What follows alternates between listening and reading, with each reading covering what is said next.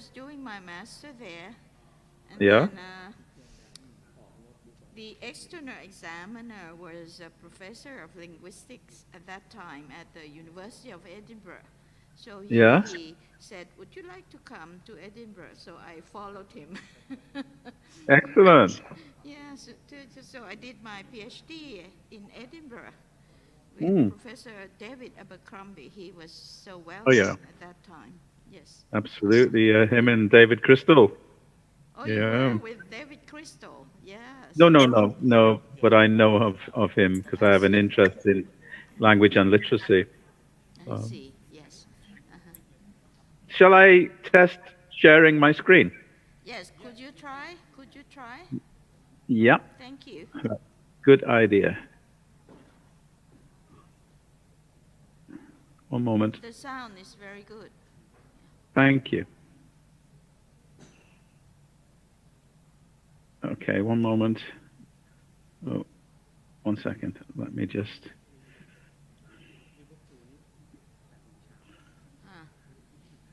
ใช่ค่ะเขาจะเริ่ม 8:30 น. So you Okay. are 8:19 at the moment in England. Yes.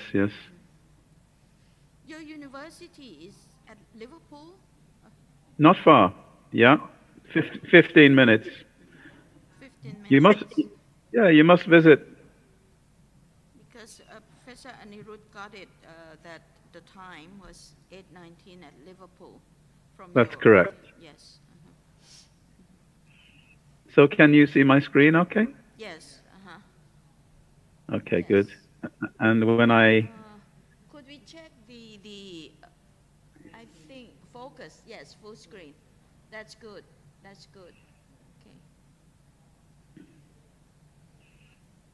Okay. Yes. Good. Okay, full screen. So here today we have a rainstorm. Very cold. Not like Bangkok, nice and warm.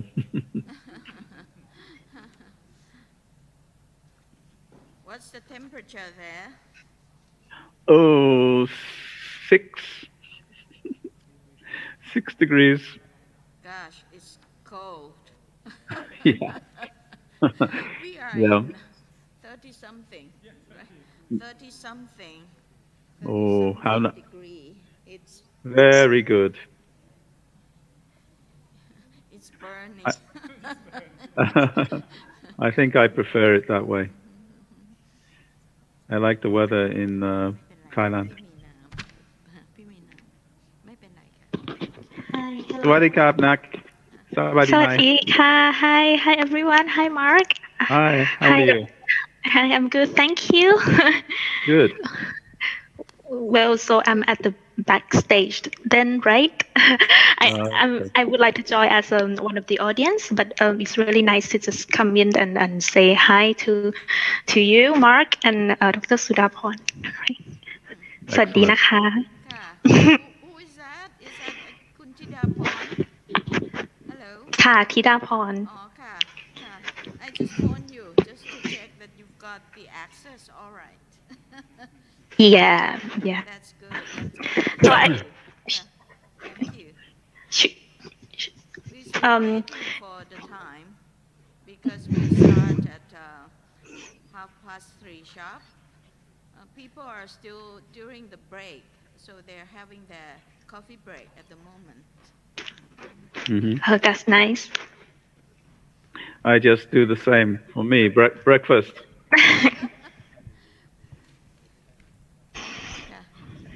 Could you hear me all right? Thank you. Yes, thank you. Yes. They just adjust the microphone for me. Yes. The session will start, and I will start by introducing you. Your full CV that you send to the British Council would be in the electronic proceedings.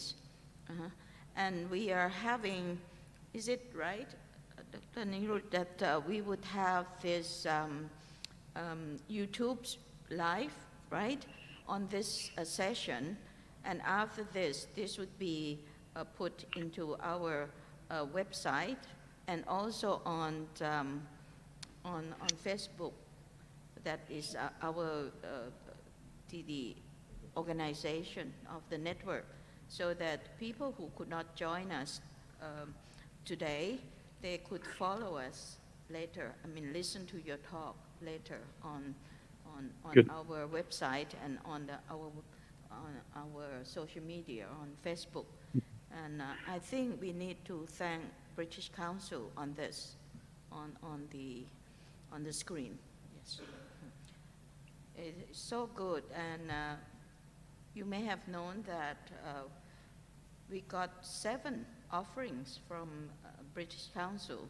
So we're going to organize 2 more sessions.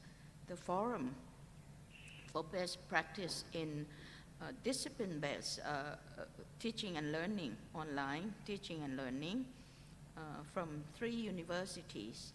I think one is Newcastle on the law school, one on I think engineering education from Queen's Mary, and another one from Wales on robotic.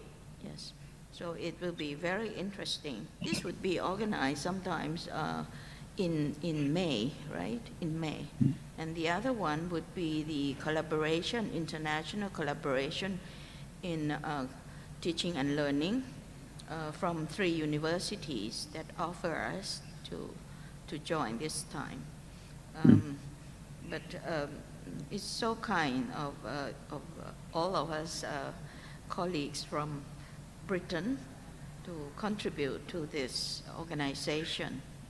Always happy to collaborate. I've worked very closely with Sid and Karim Wirot University and Dean Prapan City there, and have many great colleagues and a long history of working with them around active learning, mentoring, research-informed teaching, online teaching, etc. So we have a very strong relationship, and very happy to collaborate and be connected with colleagues in Thailand, whether it be at a distance or whether it be in person. That's always good.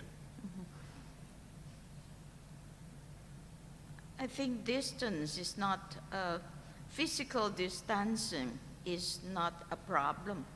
Now it's the social distancing.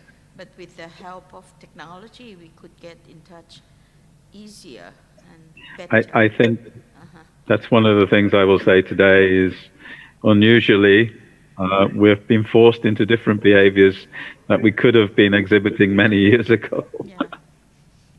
But I also have the vaccine now. Yeah, but we also miss to meet face to face as well. Once the COVID subsides, probably we could meet face to face later. Right? Yes, and eat sometime. Yeah, I'm looking forward to that. Oh, aroy sometime. How are we doing with time? I'm still waiting. We have 4 minutes more before we start. Dr. Sudhaphon คะ ค่ะ Would you like me to log off and then watch from your other channels? Or is this for the speakers only, or?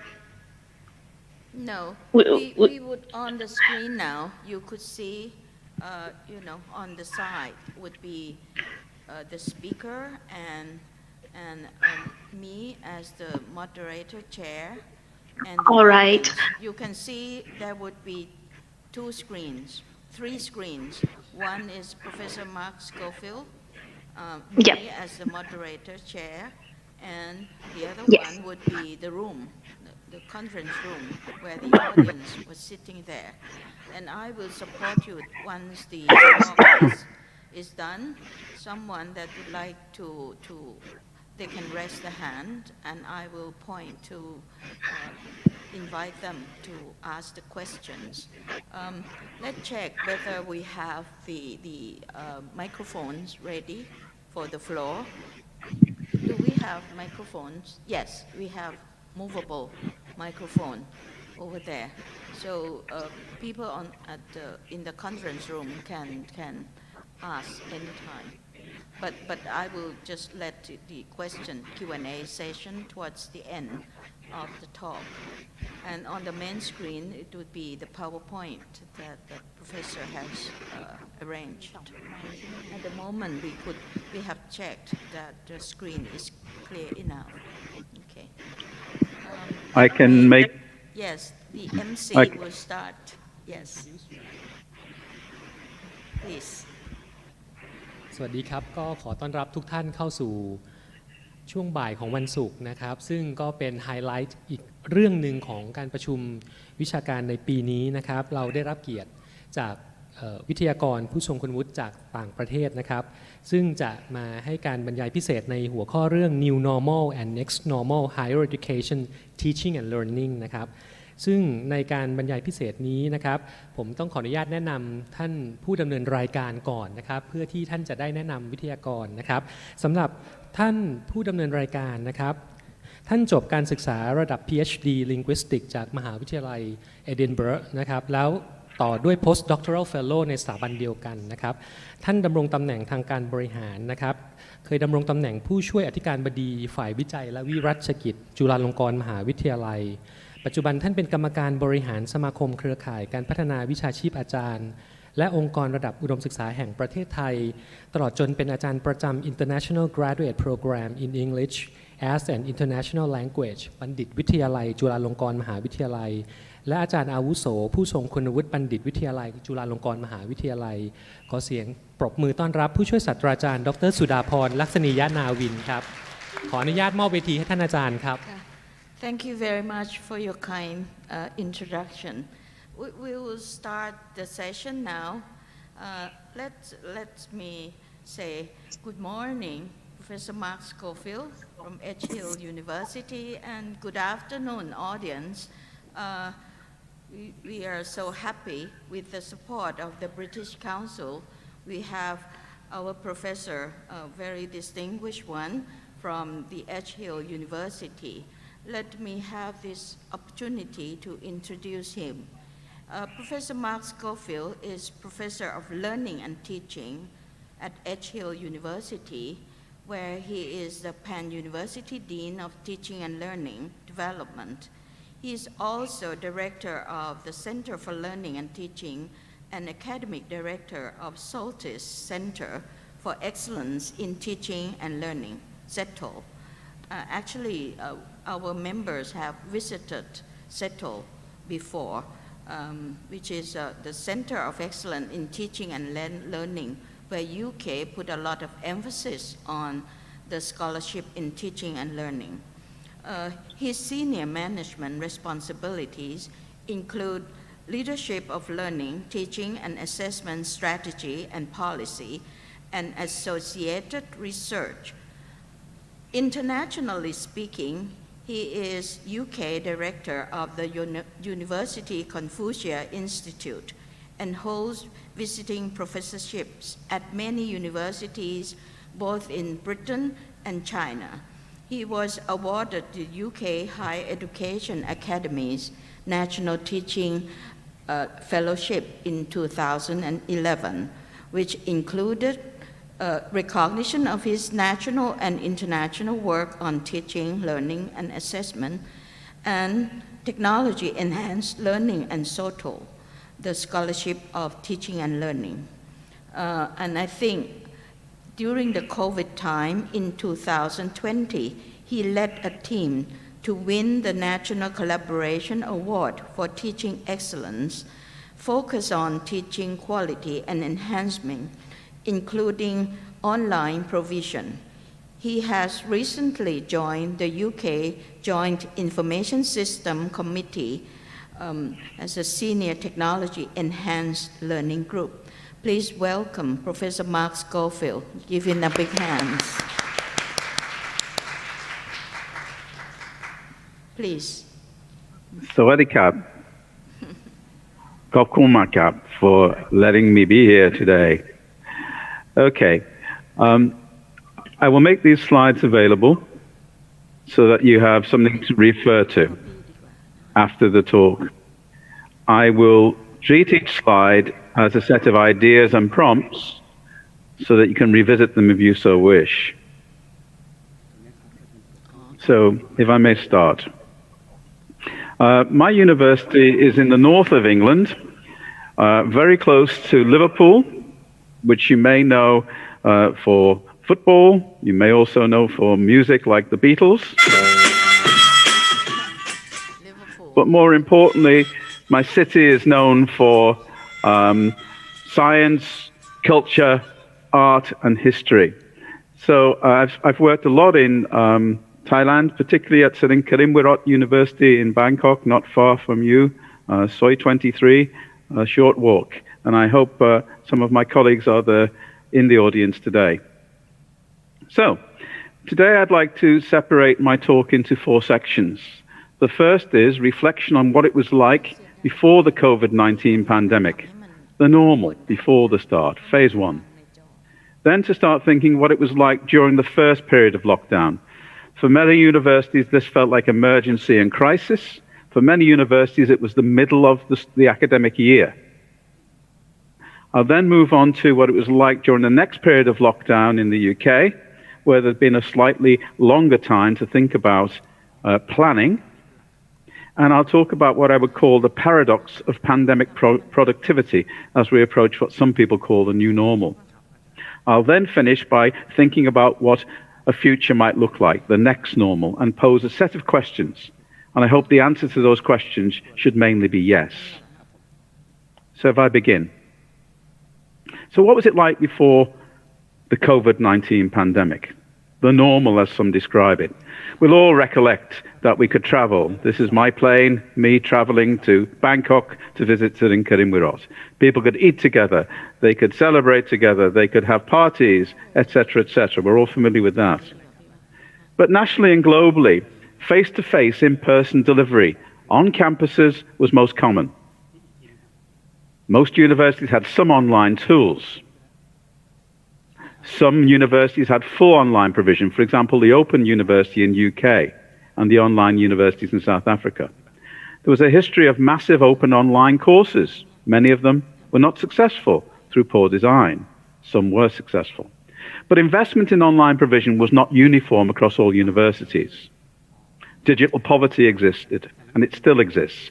Availability of broadband, bandwidth, equipment, support for information technology. Skills and digital literacy among staff and students. There were gaps in capability. This was a frequent phenomenon. And we'll all recognize these images. Children in school, working together, using technologies, but the human proximity prevailed.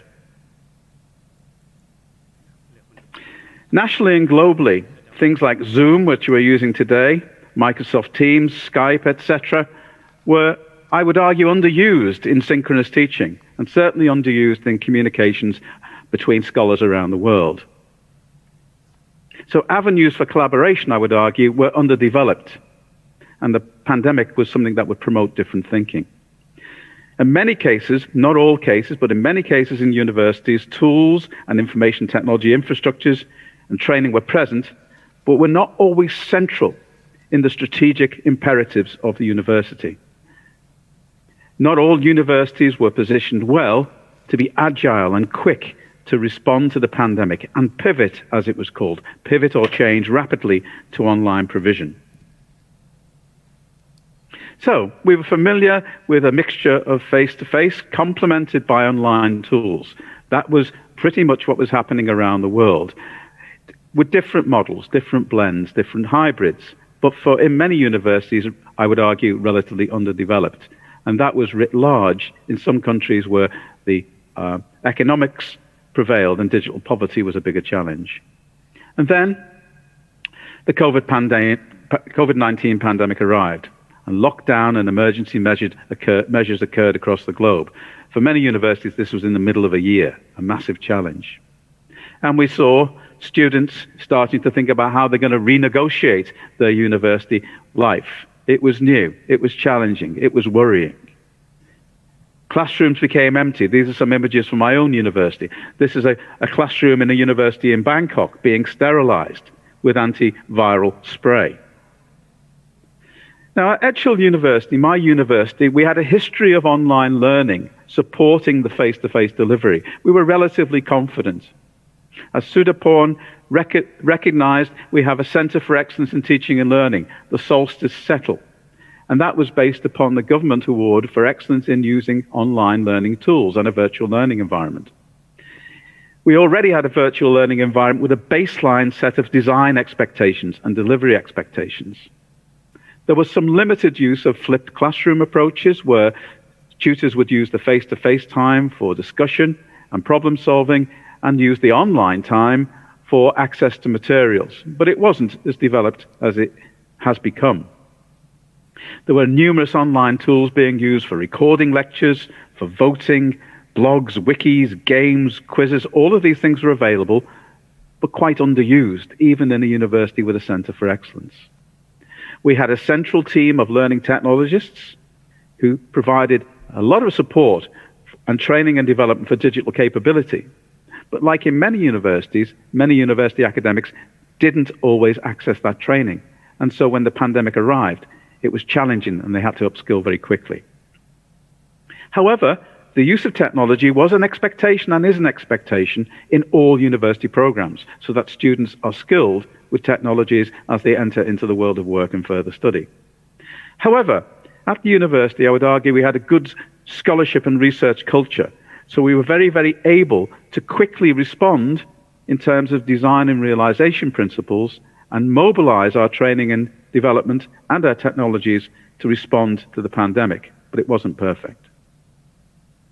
But, so like many universities across the world, digital capability was an issue.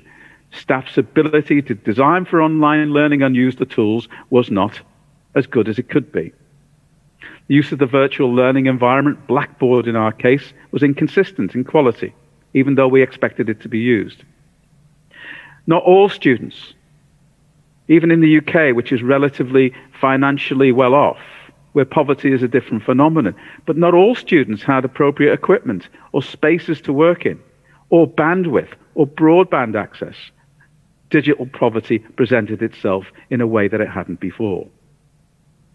And in general terms, face-to-face, in-person modes of teaching predominated. This is what we did. And all meetings and committees were face-to-face, using paper. Very rarely did we use online, even though all of these facilities, ironically, were present to work online. So what was it like during the first period of lockdown? This is phase 2 I'll talk about, the start of lockdown, where there was restricted access to campuses, emergency measures, and the mode was transition to online learning.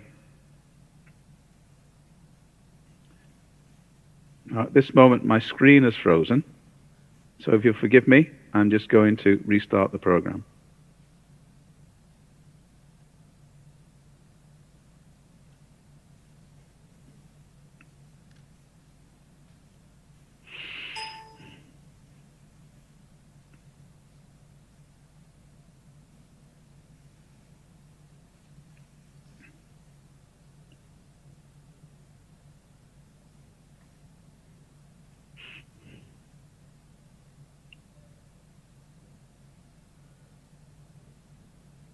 Is my screen visible again?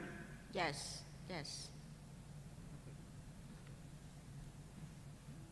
So what was it like during the first period of lockdown? Can somebody just let me know that everybody can hear okay and see?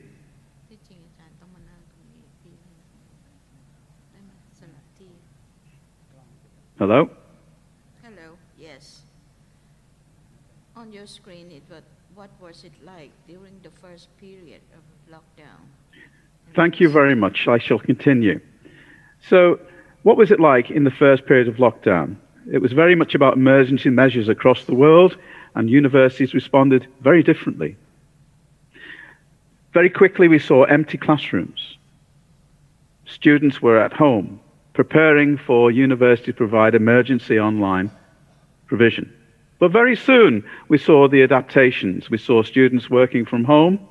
We saw students working collaboratively online, and these images became familiar. But things like laboratories and performing arts and Practice-based studies like teaching and medicine were a great challenge.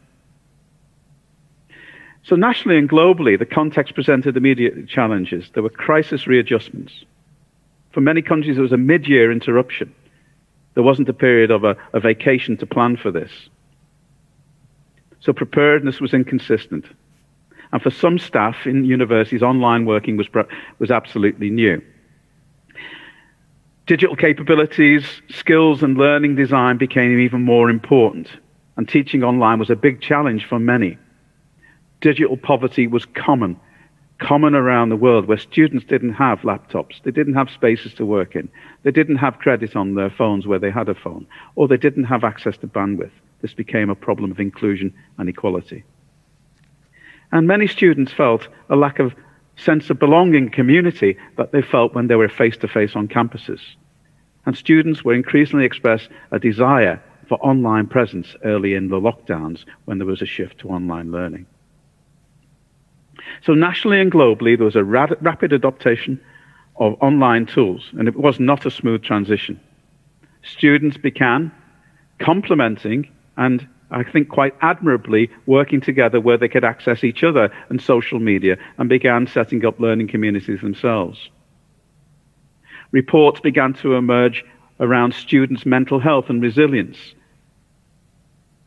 student support and guidance when they were at a distance from the campuses where they normally mix with their tutors and friends. Support became a big issue. How does one provide that online?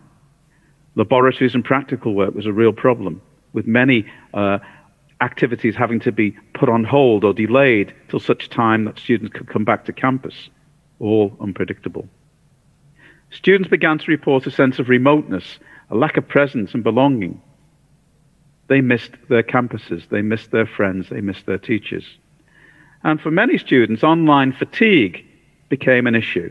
Mental health issues were increasing in reports for staff and students, and there were many more problems across the world.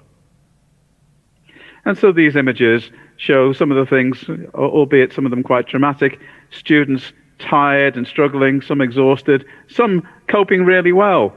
But when we look at some of the experiences of children, many of them were missing their schools far more than any of us could imagine, and becoming exhausted by an environment online which was very new to them other than playing games. So if I shift to the Edgefield University context, the university response at Edgefield at this time was based upon applied research. We'd done a lot of work over the years to understand learning design. The implementation of technologies for learning was not new to us. I established a strategic online steering group to help the university apply and integrate its knowledge into this readjustment period for online. We enhanced and prioritized training and development for digital skills acquisition and design for learning. The uptake from staff to these sessions online was massive. There were some students allowed on campus, particularly in practical subjects like education, medicine, healthcare professions. So hybrid in-person and online delivery modes were developed as well. Some of these modes involved students in the class and students at a distance at the same time, which presented all kinds of challenges to staff who'd never worked that way before. And that's something that's becoming more and more part of a teaching repertoire as the pandemic has progressed. Our learning design was strengthened by production of a toolkit and principles for design that staff designing for online learning could use to make sure that what they were going to produce was high quality. Poverty. Students not having equipment at home, we tried to address that by buying hundreds of laptops because we were able to. Not all countries, cities could do that. Not all universities could do that. But we were able to buy laptops and buy broadband access for many students who just didn't have the money. Digital preparedness of students was a big issue. Even though they used their phones, they used social media and online tools, etc., they were, particularly if they were brand new to the university in this next phase, they found it difficult to prepare, and they needed a lot of induction and training to use just basic tools online, like the virtual learning environment. We established an evaluation and research strategy to make sure that we did not lose sight of lessons learned, things that we would be able to take into the future with confidence. Surprisingly, students were very satisfied when we surveyed them. They said, yes, thank you, you're doing a good job. We appreciate how difficult this is, but we still miss our friends. We miss you. One of the things that we did do is put in a special quality system, which was called validation. In other words, we checked all of the designs that the departments were putting in place to move their learning and teaching predominantly online. That was a way in which the university was able to quality assure, in the short term, what students were going to experience. And what I did with colleagues was produce a transition to online learning toolkit to quality assure the design, but also to enable us to review the quality of what was being produced. So what was in this toolkit? You can access it here. But what was in it? All of you, as teachers and administrators, will recognize these principles which we call the baseline. It was important that students were inducted into the online environment. They knew how to use the tools. It was important that there was sequencing, coherence, and progression in the design, which we called learning episode design.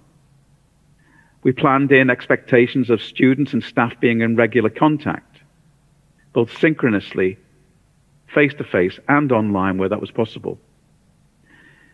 The toolkit expected active learning online, individual group tasks and activities, personal tuition, developmental formative assessment and feedback, so that the students' chances of success in the tests, the examinations, and the coursework were not compromised. We expected staff to peer observe each other's online design and provision, to learn but also to quality assure. And we expected managers to have a look at what was being designed and check that it was in adherence with the expectations of the baseline in the toolkit. And also we made sure that we had plenty of online surveys, could continually ask the students how things were going for them. And the expectation is that all of our programs should exhibit these features through thoughtful planning, using the technologies that we had to their best effect for learning. Now, that was a big transition phase, and we've moved on an awful long way as people have taken up the training and development to become more experienced. But putting this toolkit in place was kind of crucial for us because it rescued us and enabled us to do things rapidly. And it was a very strategic move. So the core tools that we're using are Blackboard, the virtual learning environment. We use Blackboard Collaborate as the vehicle for synchronous online activities, but also to have connections between students who are in class and at a distance in the professions like medicine, like healthcare, like education. And we also used a device called Panopto for recording lectures so that students can access them after the event or to revise their learning, revisit their learning, etc., which ironically we've been trying to get staff to do for many years. And we used Turnitin and Blackboard to manage the online assessments, which were moved around between staff and students electronically. So they were given to the staff in terms of submission via Blackboard, and the feedback was returned to students electronically similarly.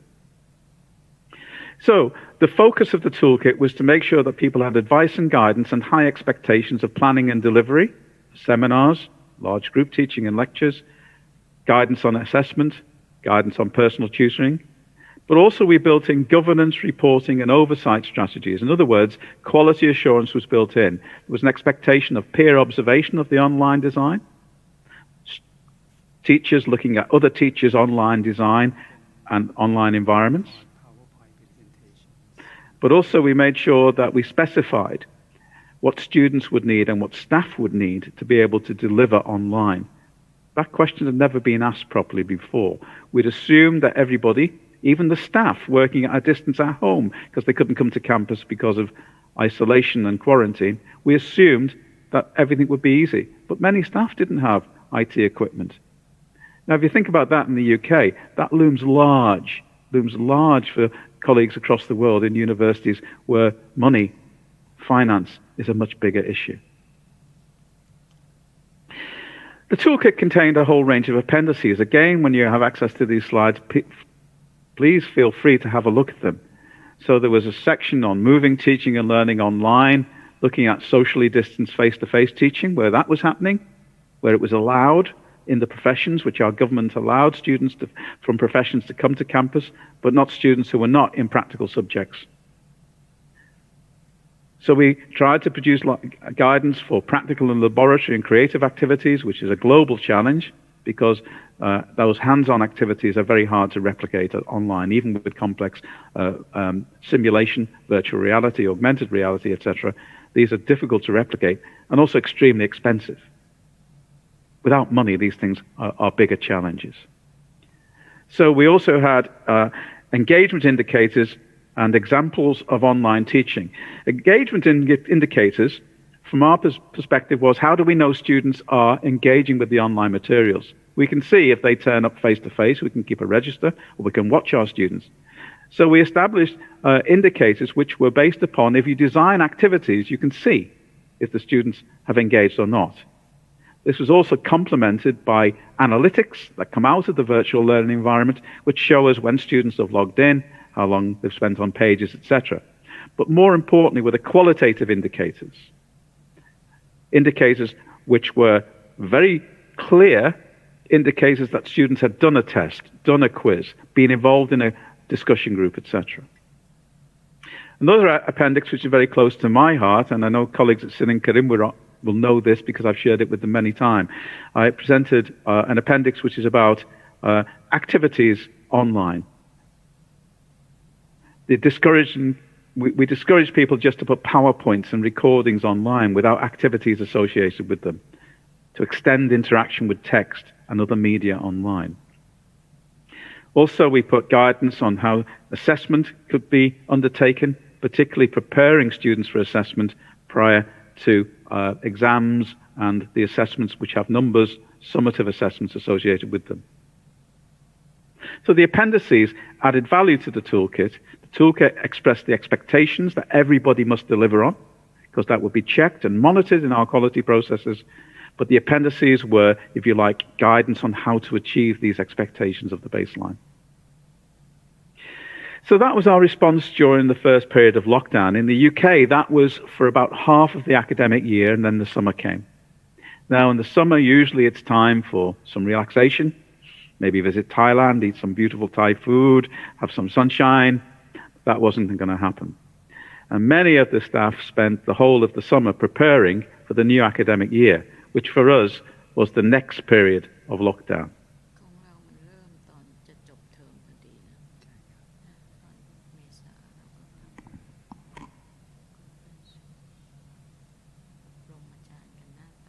Okay, I seem to have a problem freezing again, so I'm going to restart the program. Do forgive me.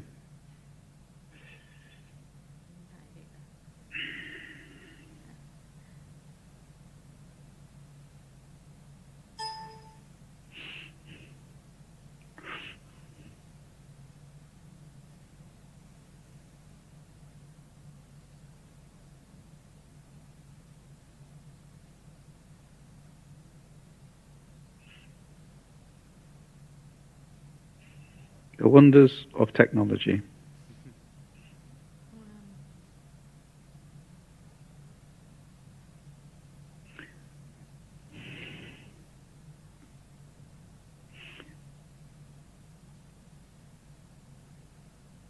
Okay, just forgive me for a moment. What I'm going to do is I'm going to close the program. I'm going to go into a different version, a linear version of this PowerPoint, which will be much easier. I think because we have a storm here, I'm having problems with bandwidth. So forgive me just for 30 seconds. You having problem with your the PowerPoint? We have a storm. So if you forgive me for one moment, I will re-enter the presentation. Okay, that's fine. The weather is something I've found very difficult to control, unfortunately. Okay.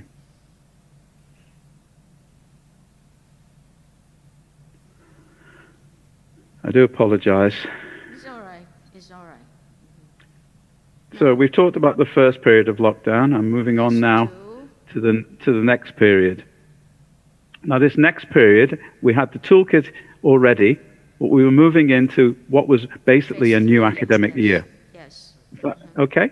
Yes. Now you I'll have continue. phase 3 on the So screen. what was it like during the next period of lockdown? This was basically a new academic year, a new university year. And this was about us pursuing a new normal, perhaps in a more planned way. And it's what I've called the paradox of pandemic productivity. Because in the first lockdown, everybody took up training and development, began using tools more often online because there was an emergency expectation. But now we had the toolkit. Now we had more training and development. We're in a much stronger position to move forward. So I would say that this next phase was moving on from responsiveness and crisis into a new academic year, which was mainly planned online provision. The staff were far more skilled. They had design principles embodied in the toolkit, and they were far better prepared. So in the Edgefield University context, the outcomes evaluation and research continued. I set up systematic focus groups of staff and students across the university to try and see what we had learned so far that could be built into strategic imperatives, and indeed to identify activities and processes and systems and behaviours that we should retain. However, my concern, and concern among senior leaders, was the danger of reversal to the pre-existing circumstances. In the longer term, what would happen? Would we end up in a situation where we'd made lots of advances using technologies, and then if the government lifted the restrictions and students come back to campus, everything goes back to the way it was? I'll come back to that later. And I think because we had a strategic approach, we positioned ourselves better to not make that happen. So new possibilities were emerging. We were seeing increased flexibility of delivery. And we also identified in the UK that we could perhaps do more flexible work, particularly with postgraduate students, by thinking about our future and how we could offer a more blended and online portfolio, particularly for postgraduate students. The data that we collected was saying that students wanted to come back to campus. They wanted the face-to-face experience, but they also wanted better use of technologies. University staff and students were starting to become more informed consumers of staff tools and the online environment. In other words, students and staff became more clued into what they should expect from high-quality online provision. Many are critical of the functions within the virtual learning environment, within Teams, within Zoom. We started to realize the pedagogic imperfections. And so students and staff have become more discerning. One of the things I would predict is that we'll see better tools emerging because of these experiences of the pandemic. We also had now, by this time, validated or rewritten all the learning and teaching strategies so that online and blended learning could be continued with confidence in this next phase of lockdown. We'd also learned lessons about the inadequacies of some of our classrooms. They were pretty good, but we had cameras that needed to be in different places. We needed to reconfigure microphones, etc., particularly if we were going to engage students face-to-face and students at a distance simultaneously. And the other upshot, the other outcome was the university now has a more defined and clearer technology-enhanced learning approach, adding value to campus-based sessions and online sessions. And the model that's emerging is a university which is still a campus-based university in the future. But once the pandemic has settled down, we will see a better deployment of technology between teaching sessions which are face-to-face and during teaching sessions as well. So some of the strategic developments that have come out of the evaluation so far, we're still in the middle of a pandemic. We still have some students on campus, but many can't come. They're still having an online experience. But from our review and evaluation and internal research work, we've established a digital capabilities framework, which we will pilot. And what this means that all staff will have to undertake in the future training for online delivery, how to use tools, etc., to add value to the campus experience in the future. So that's one of the outcomes, is that we have a strategic imperative for 2021 and 2022, a strategic imperative for everybody to become more digitally capable. That's to design, but also to use tools. We have a renewed focus on how we expect people to design university degrees and use technologies. Now, those expectations are higher than they were before. And those expectations of design of curriculum using technologies to complement curriculum, those expectations are very much informed by the toolkit that we developed in the last phase of lockdown. So we now have a revised curriculum design framework which is being produced, ready to be adopted in the university, a new curriculum design framework which is underpinned by learning design. I'll come back to that in a while. But we're also seeing a market-focused expansion of online provision, the opportunities to perhaps provide more flexibility in online provision, and this is particularly in the postgraduate arena and for postgraduate professional development in medicine, health professions, for teachers in education, etc. We've also established a student digital internship scheme. Many of our students have high levels of expertise in using the online tools, and we're using those students in real work experience to help us in looking at making, for example, a lot of the multimedia online accessible by helping us with using closed captioning, by assuring the quality and adding value to what we have. So this is real involvement to students.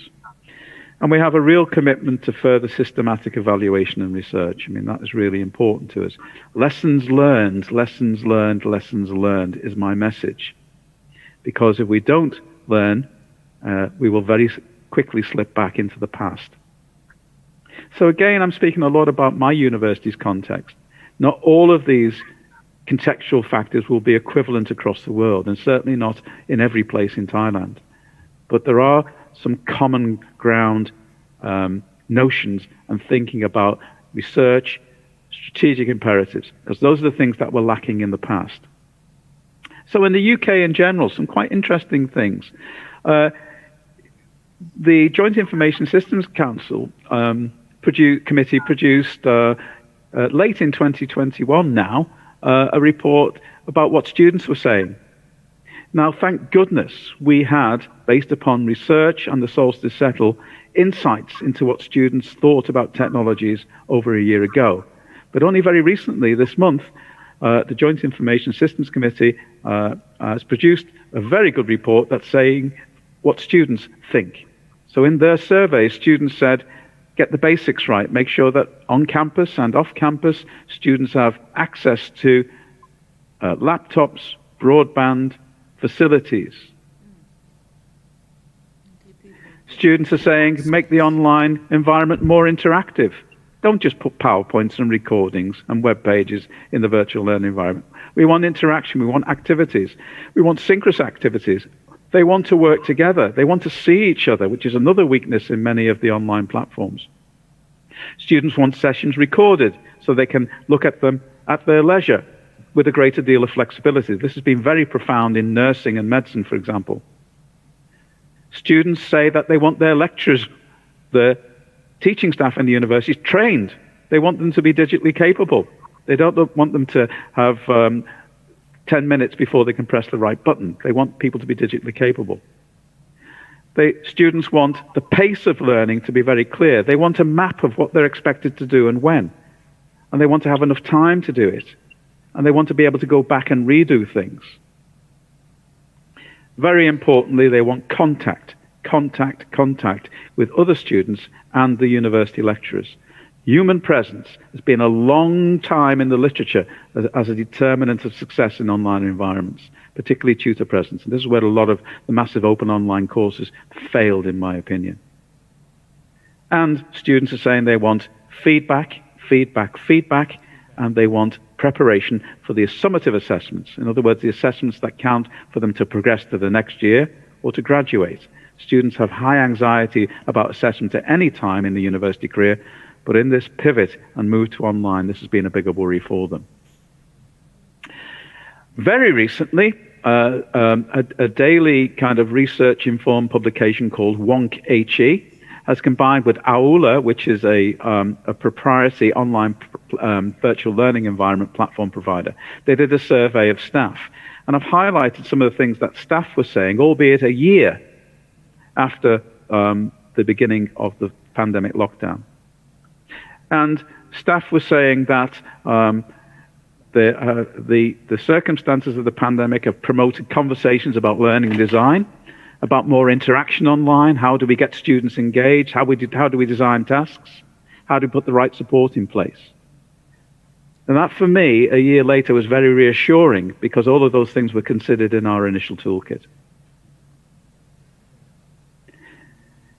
Staff in universities also predicted that students in the future will have much higher expectations of how we use technologies in their classrooms and between the face-to-face teaching sessions.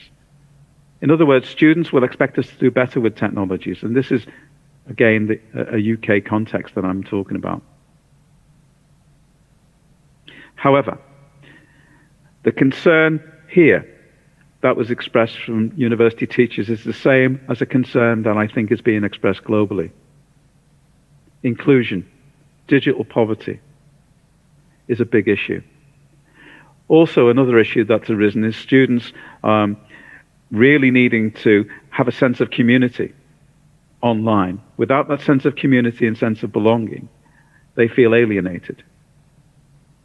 That's exactly what students tell us about their face-to-face experiences.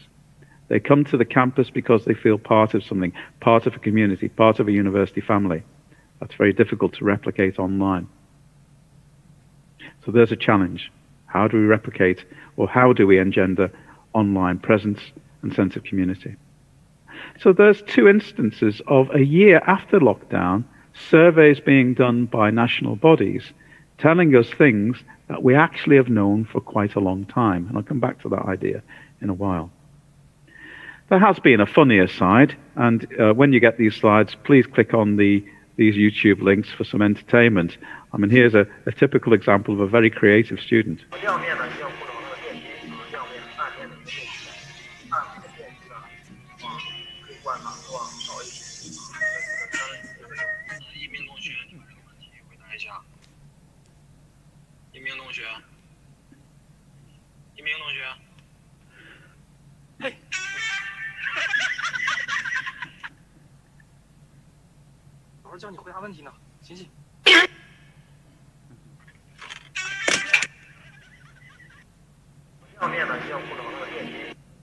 Well, that was sent to me by a professor from China just as a bit of light relief, because the pandemic has not been a happy time, has it really, for any of us and for our students.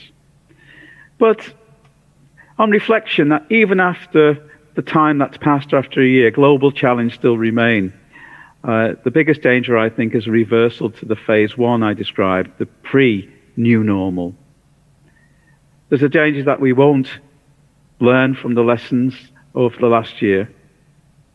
And the other big challenge, and I know this is an issue, particularly in Southeast Asia and Africa, is that digital poverty and inequalities remain.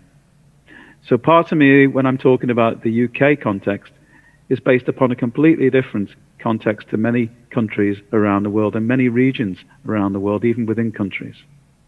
We can't assume everybody has the same technology, the same infrastructure, the same access, the same bandwidth. Okay, what about the future? There is some optimism, because I think we've learned a lot, and we will learn a lot, and we will share a lot, just as we're trying to share today, and just as the British Council is enabling us to share around the world. So what about the next normal?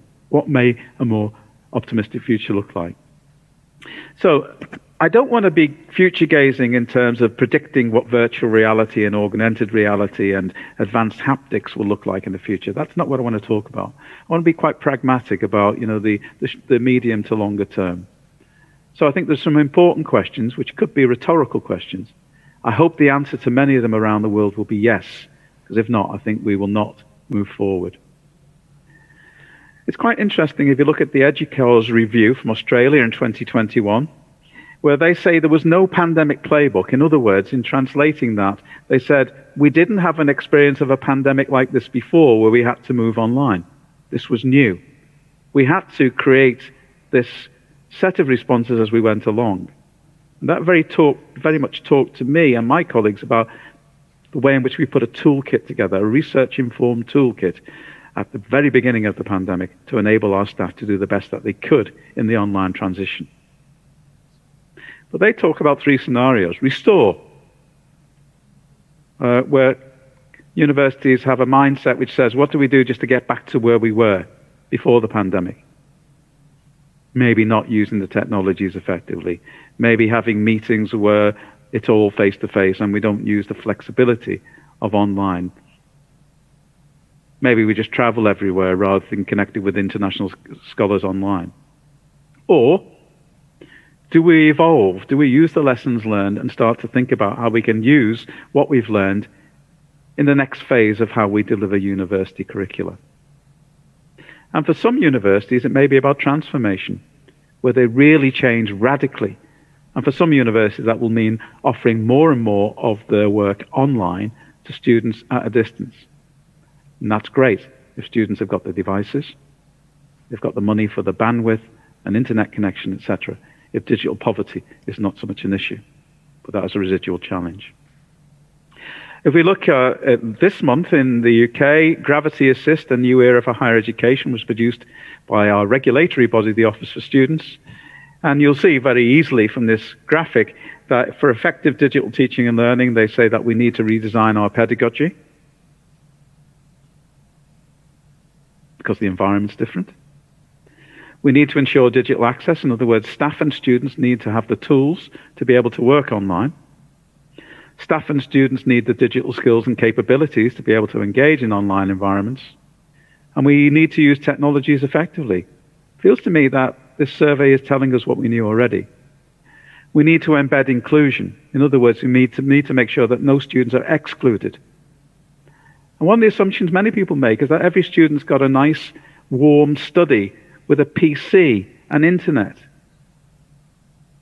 For many students, even in more advantaged countries where financial circumstances are less orientated towards poverty, having spaces to work in is still an issue. And one of the most important things they said was plan strategically, and that's why I'm talking about learning for the future, about digital capabilities for all, about making sure that digital poverty is minimalized, etc. So I have a controversial question here, and this will annoy people, I think. Maybe not my colleagues in Thailand, but it certainly annoyed many colleagues in the UK. Because my question is, has the pandemic simply promoted the need for us to revisit a lot about what we already knew? And a lot about what we've been proposing about better use of technologies for at least 20 years. So this is what I call the paradox of the pandemic. The footprint or the legacy or the next stages in how we use technologies in universities will have been very much influenced by this horrible crisis that we've had to endure around the world. So, some global challenges. Will we restore and go back to the way it was? Will we evolve and do things better? Will we transform and do things that we hadn't yet imagined? So some questions. How might higher education emerge from the pandemic stronger and fitter for the future, using technologies better, as I've described? Can, should, will leaders in higher education plan to use the pandemic to launch or accelerate an institutional transformation agenda? In other words, will leaders in universities use the lessons learned to make sure that we use technologies differently and better to add value what we do in classrooms and what we do online between face-to-face classes? Have we actually been forced to break the mold of the past normal? Has the pandemic forced us to change? Will we move or go backwards? We know it's very much less expensive to connect digitally. So I can connect with you today without having to fly to Bangkok with 16-hour flights. Has the pandemic paradoxically forced us to think about the possibilities of connecting over research and teaching internationally, having conversations between staff and students internationally? It's always been a possibility, but we've been forced to try it and see that it works. And it will become part of our repertoire, I predict. But is it also time to reconsider connectivity and this intellectual bandwidth? How do we design in our curricula connections between students in other universities internationally? How do we increase the intellectual bandwidth by connecting up researchers remotely via the tools that we are using like today? because I would argue they've been very much underused, certainly in the last 15, 20 years. So is this time for new horizons, where the world will change for the better, sadly because of a horrible pandemic and the paradoxes that are emerging? So, for example, are we in a time to revisit content generation, where we produce resources and share them internationally without cost? There have been many open education resource initiatives, but to what effect? How much difference have they made? How accessible are they to people where digital poverty is really an issue?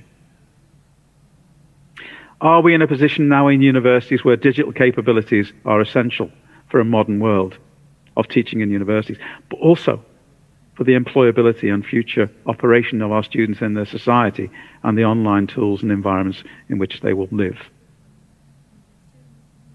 Will we see a more mixed economy of provision in university portfolios? Universities around the world tend to be mainly campus-based, but will we see more flexibility and more online provision, more distributed learning? And will we see more students' choice about the way in which they learn? Will there be more flexibility? All questions, and I hope the answer is yes to most of them. Another set of questions are around campus design, classroom design. Will they need to be thought about differently for the future in terms of the possibilities of connecting students at a distance simultaneously with students who are in classes, bringing flexible models of delivery? Will we see, because students and university teachers have used tools now consistently over a year with all of the challenges, will we see them now starting to be better consumers? Will we see university teachers telling the designers and providers of virtual learning environments how to design them better? Yes, because we want to see more people. We want to see more people on camera when we're teaching. We don't want to, as somebody described, vamp into the void, talk to a blank screen. It's extremely difficult. So there will be, I think, business models which in universities where we see on campus and off campus at a distance provision developing more and more. And there will be numerous other questions emerging in local and global contexts, no doubt, because the situation in universities across Thailand is very different in the situation in universities across South Africa, different to the universities across the UK, Eastern Europe, etc. Context is really important. And one of the dangers is making global assumptions about that context. But digital poverty is one of the big ones that worries me. So, global challenges. I think the tendency to return to the current normal, or the normal we described in phase 1 of this presentation, is a worry. Digital poverty and inequities, bandwidth and connectivity persist. And IT support infrastructures across the world for students and universities are uneven. Are there opportunities to share infrastructures more globally? It's a question. Political leadership and universities' commitment is needed for engagement with the emerging digital age of the fourth industrial revolution. Without the commitment of universities to modernize and move forward, without political will, I think things will not move forward at a pace. But then it does raise the question about international collaboration. How can we, together, particularly as universities, because we have quite a lot of freedom, how can we work together more effectively? Cross-national sharing is underdeveloped, in other words. Do we need a clarion call to share resources, share human resources and ideas? Because I could have a wonderful Thai teacher teaching my class in the UK. You could have a wonderful UK teacher teaching a class of Thai students. And similarly, that type of model could work more and more around the world, but we're not doing enough of it. I found this picture of UNICEF, and my interpretation of this would be, imagine a world where every child and every university student had access to broadband, whether it be through satellite or hardwired, where they had equipment, where they had backup IT infrastructure. That would be a world which would be more inclusive, where digital poverty would be less of a worry. So, restore, evolve, or transform. Restore, evolve, or transform. What about the post-COVID future? I think the answer to many of the questions I've posed needs to be yes, otherwise we will be stuck and not move forward. I don't think that restore is an option for the 21st century. I think the pandemic has simply promoted the need for us to revisit a lot about what we already knew and what a lot of people were promoting and advising upon, but we've become very comfortable with the on-campus models, the face-to-face models that have prevailed. However, I am optimistic. I think the tendencies are disappearing. People have become more digitally capable as university teachers. They've seen possibilities of adding value to what they do in the future, even in on-campus universities, adding value to what they do in the classroom, adding flexibility in how they deliver their curriculum, how they use online tools and experiences between the face-to-face teaching sessions. These are all advancements, I think, which we can grasp now and move forward with. However, context will also prevail in relation to current challenges. Not everywhere in the world is the same, and I'm very aware of that. I am not simply UK-centric in my approach and my ideas, although I have to work in my context. But these challenges are very different in different parts of the world, often because of financial will and also leadership. So, ขอบคุณมากครับ Thank you. Thank you so much. So challenging. So many problems that we share. And one thing that I think you covered, and we have faced the same thing about the have-nots, the digital poverty, which probably in my country is more.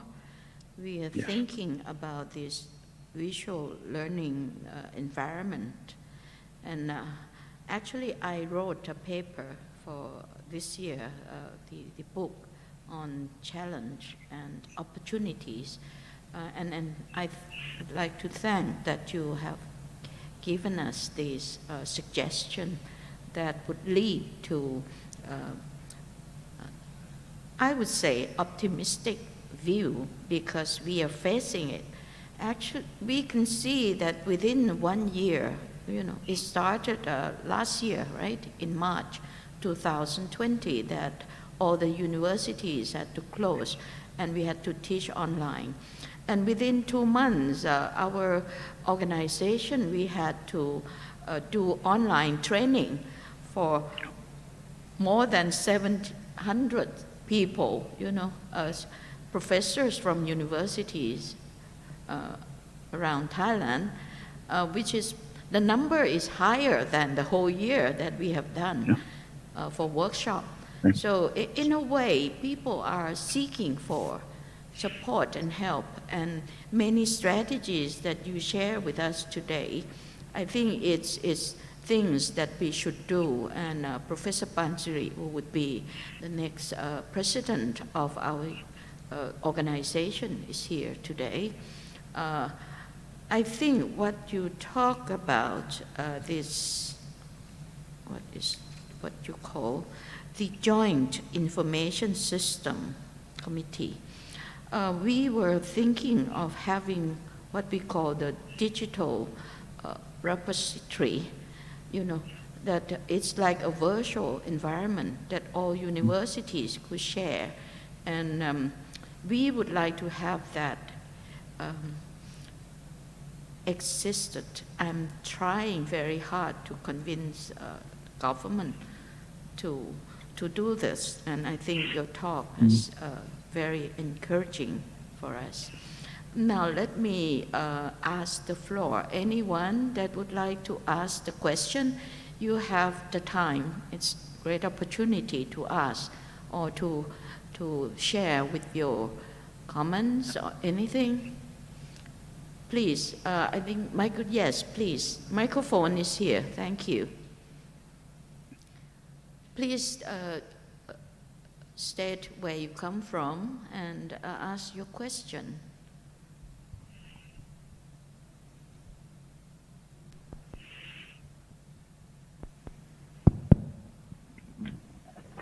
Professor Mark Scofield, thank you very much for your helpful presentation. I'm the faculty member from Ksatria University.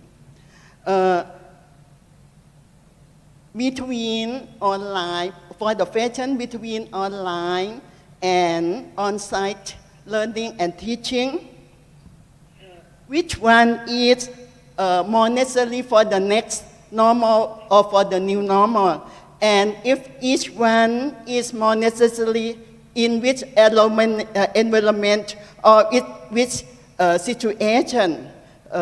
So would you please kind to give more details about the importance of on-site and online learning or mixed learning? Would you please kind to us? Thank you very much. You probably can't hear it properly. No, I can't. I think what the professor is asking is about the mixture of online and on-site, right? Yeah. The benefits. I think going towards the hybrid system in the next normal. Is that right? Yes. So hybrid learning Yes. is very necessary, and so the faculty member will be improved about hybrid learning. Yes. How are we going to do in terms of hybrid learning? Oh yes, Yes. Yeah. from this kind of Blended. of Blended. seminar or conference. Please. Thank you. Yeah, thank you very much. For me, it's about asking the design questions. Yes. Design. What do we want the students to learn? And what are their characteristics, their unique situated characteristics? What are their needs? Yeah? Now, if flexibility is a really big need because they are nurses or doctors in training or teachers in training, then flexible models may be part of the way in which their experience are enhanced or improved. The question is how do we design for it? Let's not just see it as something we desire unless it is purposeful, unless it really adds value. Yeah? Around the world, there are a lot of people who have been very wedded and committed and love technologies and now seeing it as an opportunity. I would say yes, it's an opportunity as long as it's an opportunity that is designed for. What do we want the students to learn? Will flexible and hybrid models achieve important things like ability to engage when you're out in practice as a doctor or a nurse? Or will it allow students who can't travel from rural Thailand to access a university on campus, for example? So it's about being purposeful. It's got to be a designed thing.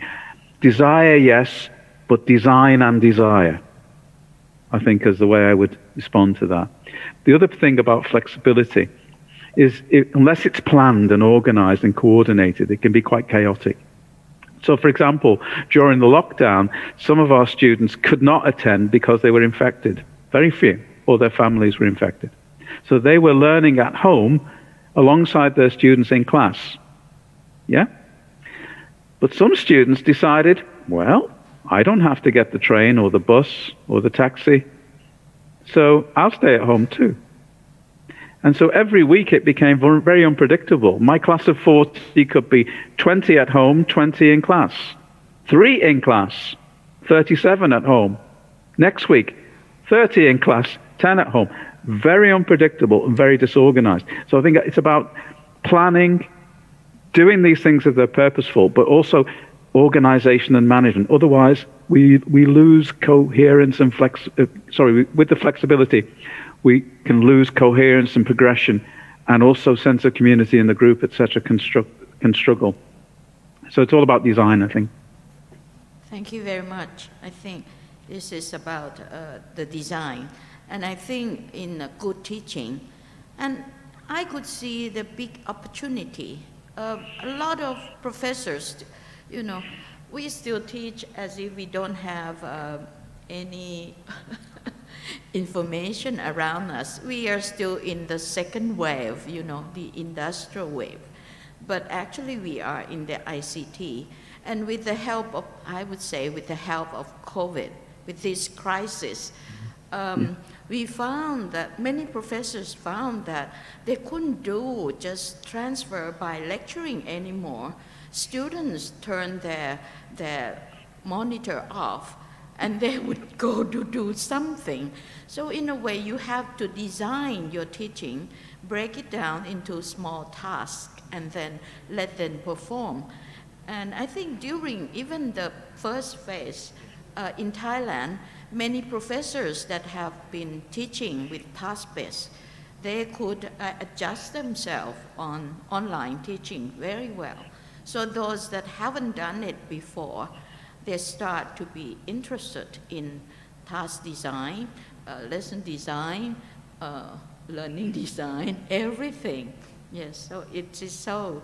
Please join more with Thailand Port. We have so many activities. Yes, Professor Pansiri has a question. Please, the microphone, please. Professor Pansiri, our president. Hello. Thank you very much for your presentation. I would like to ask you how about the government, UK government support for ICT and others for the university during the new and the next normal. How much the government, you may not hear it clearly, how much your government, support the universities during the new normal and the next normal? What kind of support that the government, the UK government support the universities doing? The government was fortunate enough to be able to give the universities some monies to support students with degrees of poverty.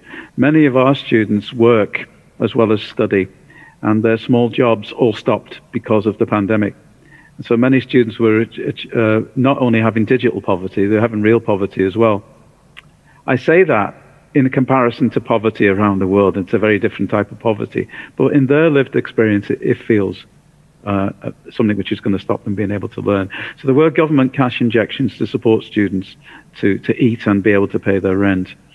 The government has also driven and supported surveys and information gathering. But very much, I think, the universities have been left to gather their intelligence and their experience around the issues and to share with one another ideas. And the Joint Information Systems Committee has been extremely helpful with this, as is the Higher Education Academy, now Advanced HE, as is the Heads of Education Development Group, etc., and many informal networks, including the network that we have from our university through the Solstice Centre for Excellence in Teaching and Learning. We will have a conference in June, the beginning of June. You're all welcome, all welcome. I think you also talk about the support to buy equipment, right, for students. I wonder one thing. In your country, it can be very cold. And I was thinking, I remember some students used to come and cook and work, in the university just to stay away from the cold. I was thinking of the learning space because in our country, many students suffer with the equipment. They don't have a good equipment. And another thing is that the Wi-Fi, you've got to pay, right, for the Wi-Fi. So I really think that the universities need to provide and think more about the learning space for these students. Do you have any ideas or examples of this from the UK experiences? Thank you. Yeah, I think across all UK universities have suffered financially in the pandemic. But because of a moral and social responsibility, they've spent a lot of money trying to provide laptops and tablets to students who can't afford them. UK universities, again with support from the Joint Information Systems Committee, have EduRoam, which is a widely available platform of Wi-Fi access, internet access, which they're now planning to extend into all new builds of things like shopping centres, malls, public spaces, etc., which many towns and cities have done already. But from the Joint Information Systems Committee's perspective, this is looking towards the future to making more and more spaces where students could flexibly work and learn. If I think about my wonderful times at sitting Karim where I see students sitting around the campus, where I see them in the beautiful Thai sunshine and the hot weather, which I like, The opportunity to work in spaces more flexibly, to work outside is occurring more, even in the cold UK. The challenge is to make sure, wherever possible, that the Wi-Fi is routed into places where students know it's going to be high quality and available, where they're not going to have to use their own phone bandwidth. So some of the students in South Africa, for example, will not eat. They'll buy phone bandwidth so they can connect with their studies. That's how serious digital poverty is. Yes. Wi-Fi everywhere. That's the answer. Yes. And devices to borrow short-term loans. To be strong as well, right? With internet. I was thinking of the writer who worked in the pub, right?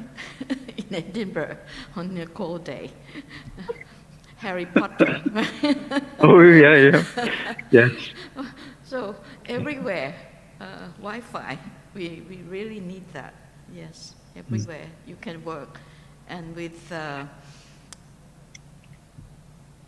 now with the mobile phone, it's getting cheaper and cheaper, and we should do it better, I think. But the mindset of the professors, I think the main thing is about the design of teaching and learning. You've got to change it that way first. I think you're seeing a lot more spaces in the universities which are more flexible, which are big rooms with comfortable places to sit, where students can sit and work independently and do their online work. And for some students who travel to university for face-to-face experience, if there's complementary online work, they need somewhere to be. Big computer labs are a thing of the past. Students need and want more flexible spaces where they can sit with a device and do some homework, do some catch-up, do some reading, etc. So I think we're seeing more and more of these flexible spaces where the physical and the digital are more thoughtfully connected in terms of the design for the use of classrooms, etc. However, we still see many lecture theatres, seminar rooms, etc. But we're seeing more thoughtful, flexible design, spaces that can be changed around and used for a lecture, then taken apart and used as a social interaction area, or a place where you can sit with your laptop and relax. Thank you. How are we doing with questions? More questions from the floor? Professor Matana, any question?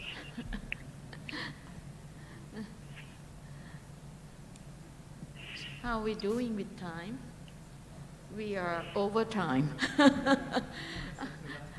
Yes, the last question. Yes, please. ค่ะอาจารย์ Yes, please. ขออนุญาตถามเป็นภาษาไทยนะคะอาจารย์จากมสวค่ะอาจารย์ท่านอาจารย์ได้รับรางวัลอาจารย์ดีเด่นใช่ไหมคะอาจารย์ค่ะอยากจะถามเทคนิคค่ะอาจารย์ว่าอาจารย์มีเทคนิคยังไงที่ได้รับรางวัลค่ะอาจารย์ค่ะขอบคุณค่ะ Professor from the Prasanmit, right? Sri Nakarindra Virod University. She asked because she read your biodata, and she said, and I introduced you that you got the scholarship, you know, and in excellent teaching, teaching award, right? What's the technique that you got it? Because every year, our organization, we offer this award as well. This year is pretty good. We have 32, right? 32 that submit, and we got only 38 coming in, and we got 7 that have been awarded with a best practice in teaching and learning, you know. So my answer to the question. Your answer, yes. Yep. Okay. It was for 3 things, 3 aspects of my work before 2011, and they've not changed. They've continued and developed. The first one was teaching excellence and evidence based upon student performance, and evidence-based qualitative data based upon how students felt about their work, how staff had observed me teach and observed my work. So there's this making a claim for excellence with evidence from the teaching, including some of the online work and a lot of international work, working particularly in Africa. The second part of the award is made for commitment to developing others, sharing, pulling people together, leading, providing professional development, writing, sharing things nationally and internationally. And the third part was demonstrating a philosophical commitment, a moral and ethical commitment to learning for myself, learning alongside colleagues and understanding their contexts, their unique contexts around the world, which are very different from the UK. So my award was about being a good teacher, including face-to-face and online, with evidence for it, developing others through training and development, and hopefully being generous with time and energy. And the third part was about a philosophical commitment to continuing to do that forever. And they were the characteristics that the Higher Education Academy look for in the National Teaching Fellows. Thank you very much. They award 50, only 50 per year. So I think it fits with our way. We are now developing professional standard framework, and I think in a few months from now we will start having this like lessons, right? For you to join if you want to improve and to look at what you have contributed to your professional or your career as a professor in university. I think this fits well, very well. I think we follow the UK PSF. Yes. Yes. Thank you so much. Yes, I've been using the UK PSF since it began, and we make the awards in my university from associate to fellow to senior fellow, right the way through to principal fellow. So I've been an assessor for many years on those fronts. Yeah, excellent. Thank you so much. Yes, I just hope that we will get the PowerPoint that you have presented today, and we could have it distributed to the listeners on our website soon. Of course. Thank you so much for today. Please give him another big hand. ขอบคุณมากค่ะ ขอบคุณมากครับ So I just say goodbye just now, but we'll meet again. Yes, in the near future. I hope so. I hope so. And if I'm in Thailand, I'm very happy to visit and talk with people in universities. I still have some government funding, so I don't need funding. Thank you so much. Bye. Just now. Bye bye. Bye bye. Bye. Bye. ก็จบเซสชั่นแล้วนะคะท่านก็ให้แชร์ experience นะคะหลายๆอย่างมันตรงกับเรานะคะปัญหามันเหมือนกันนะแต่เรามองดูมันก็เป็นโอกาสนะคะ crisis ครั้งนี้มันเป็นทำให้เกิดการเปลี่ยนแปลงอย่างต้องเรียกว่ามันตีแสกหน้าเลยอ่ะมันไม่เปลี่ยนไม่ได้นะคะก็เลยต้องเปลี่ยนปีนี้เพเปอร์ที่เข้ามาเรื่องวิจัยเป็นเรื่องออนไลน์หมดเลยนะคะแล้วก็หลายคนก็ทำเรื่องของการดีไซน์และอะไรนะคะเดี๋ยวท่านประธานกรรมการวิชาการท่านคงมี announcement เรื่องของรางวัลนะคะในวันนี้นะคะเพราะทุกปีเนี่ยเราก็อยากให้รางวัลนะคะกับอาจารย์ที่ตั้งใจทำงานวิจัยด้านการเรียนการสอนมันเป็นพาร์ทหนึ่งของแคเรียร์ของเรานะคะค่ะเชิญท่านเลยค่ะครับขอบพระคุณนะครับต้องขอบพระคุณท่านกรรมการบริหารนะครับท่านผู้ช่วยศาสตราจารย์ดร.สุดาพรลักษณียนาวินที่กรุณาเป็นmoderator ในเซสชั่นสำคัญช่วงนี้นะครับก็ขอเสียงปรบมือให้ท่านอาจารย์สุดาพรนะครับได้ฟังภาษาอังกฤษเพราะๆจากท่านนะครับฟังเพลินเลยครับอาจารย์ครับก็นะครับในช่วงต่อไปก็จะเป็นเรื่องของการมอบรางวัลนะครับนวัตกรรมการเรียนการสอนและปิดการประชุมนะครับก็ในโอกาสนี้จะขอกราบเรียนเชิญศาสตราจารย์เกียรติคุณดร.ปานสิริพันธ์สุวรรณนะครับผู้รั้งตำแหน่งนายกสมาคมควทได้ให้เกียรติบนเวทีนะครับเพื่อ พื่อมอบรางวัลผลงานนวัตกรรมการเรียนการสอนนะครับขอเรียนเชิญอาจารย์ครับค่ะแล้วก็ขอเรียนเชิญนะคะท่านผู้ช่วยศาสตราจารย์ดร.วิรัตเลิศไพฑูรย์พันธ์นะคะท่านประธานนะคะคณะอนุกรรมการนะคะวิชาการของควทนะคะเป็นผู้ประกาศรางวัลค่ะนวัตกรรมการเรียนการสอนค่ะขอเรียนเชิญค่ะขอบคุณครับครับก็มาถึงช่วงสุดท้ายของการประชุมวิชาการของเราในวันนี้นะครับก็ขอเวลาให้ทางเจ้าหน้าที่ช่วยจัดพื้นที่สักเล็กน้อยครับปีนี้เราก็มีจำนวนเปเปอร์ที่เข้ามาร่วมในการประชุมวิชาการของเราจำนวนมากนะครับแล้วก็คัดออกมาได้25เปเปอร์นะครับที่เข้ามานำเสนอในครั้งนี้นะครับก็เป็นเรื่องที่น่ายินดีที่เรามีให้ความสนใจกับเรื่องการพัฒนาการเรียนการสอนทำเรื่องของการวิจัยพัฒนาการเรียนการสอนนะครับซึ่งเป็นหัวใจสำคัญปีนี้เราก็มีจำนวนให้เปเปอร์ที่เข้ามาร่วมในการประชุมวิชาการของเราครับแล้วก็อย่างที่เมื่อสักครู่ท่านอาจารย์สุดาพรได้เล่าให้ฟังนะครับว่าเปเปอร์ก็จะมีพูดถึงเรื่องของความใหม่ในเรื่องการจัดการเรียนการสอนยุคนี้เนี่ยหลายเปเปอร์เลยนะครับก็เป็นการมาแชร์ริ่งกันทำให้เราได้แลกเปลี่ยนเรียนรู้ว่าการจะจัดการเรียนการสอนที่มีประสิทธิภาพนั้นทำอย่างไรนะครับในอีกมุมหนึ่งอะไรที่เป็นปัญหาสิ่งเหล่านั้นก็เป็นประโยชน์นะครับการมาได้แชร์ริ่งกันสิ่งที่เป็นปัญหาก็เป็นประโยชน์ด้วยนะครับ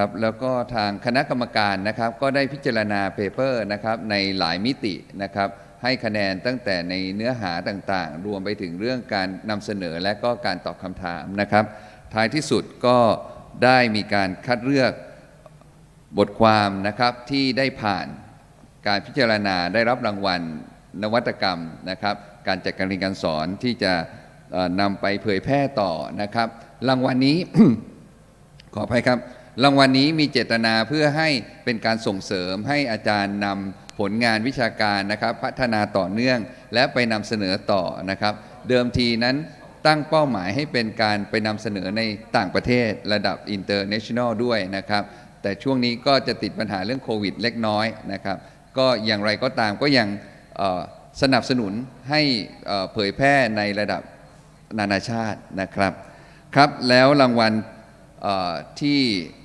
ได้รับการคัดเลือกนะครับบทความที่ได้รับการคัดเลือกก็คือบทความการจัดการความรู้เพื่อสนับสนุนการเรียนการสอนออนไลน์ในยุค New Normal นะครับจากนางสาวกุลการสุทธิดาราและนางสาวอาทิตยาบินหาสันครับเชิญขึ้นรับรางวัลจากท่านนายกครับ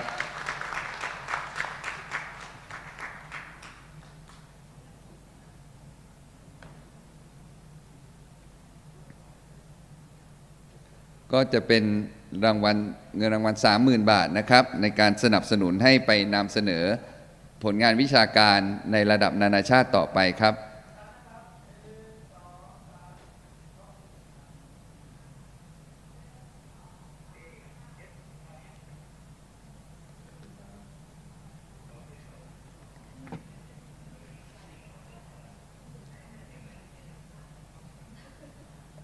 ครับแสดงความยินดีด้วยครับอ๋อเมื่อสักครู่ยังไม่ได้ถอดแมสโอเคครับ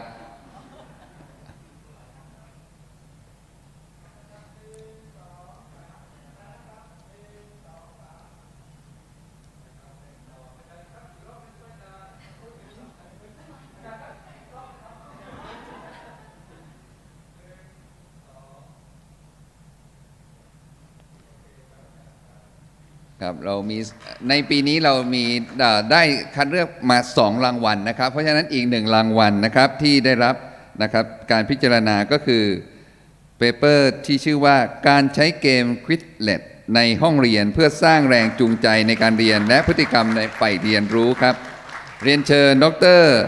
อรุโนไทยพยัคฆ์พงษ์และดร.ณภัทรรัตน์ชัยอัครกันครับเรียนเชิญครับ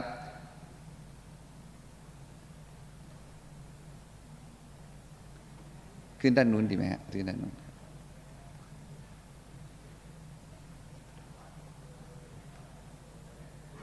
จากมหาวิทยาลัยศรีนครินทรวิโรจน์นะครับ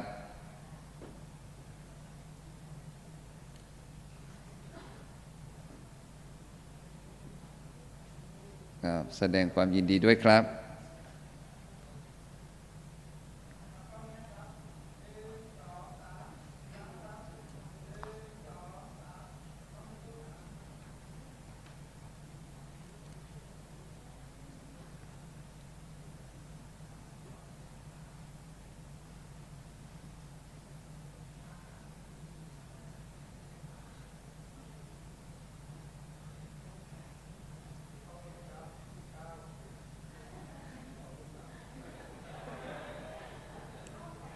ครับขอบพระคุณครับขอบพระคุณท่านนายกครับแสดงความยินดีกับผู้รับรางวัลนะครับเมื่อสักครู่ผมตื่นเต้นลืมประกาศว่าท่านแรกเปเปอร์แรกมาจากมหาวิทยาลัยเทคโนโลยีพระจอมเกล้าธนบุรีนะครับแสดงความยินดีด้วยนะครับขอบคุณครับ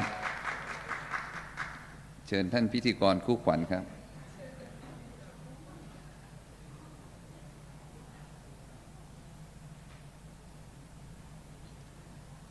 ก็ในวันนี้นะครับพิธีการต่างๆกระบวนการต่างๆก็เสร็จสิ้นเป็นที่เรียบร้อยแล้วนะครับก็ขอให้ทุกท่านนะครับได้เดินทางกลับบ้านโดยสวัสดิภาพในนามของคณะผู้จัดงานก็ต้องขอกราบขอบพระคุณทุกท่านที่ให้ความสนใจและเข้าร่วมงานทั้ง2วันนะครับขอบพระคุณครับค่ะขอบพระคุณค่ะเดินทางโดยสวัสดิภาพนะคะขอบคุณค่ะปีหน้าเจอกันอีกนะคะแล้วก็อย่าลืมประเมินด้วยนะครับขอความอนุเคราะห์ทุกท่านได้ประเมินการจัดงานในครั้งนี้นะครับโดยต้องเรียนว่าขอให้กรอกข้อมูลให้ครบ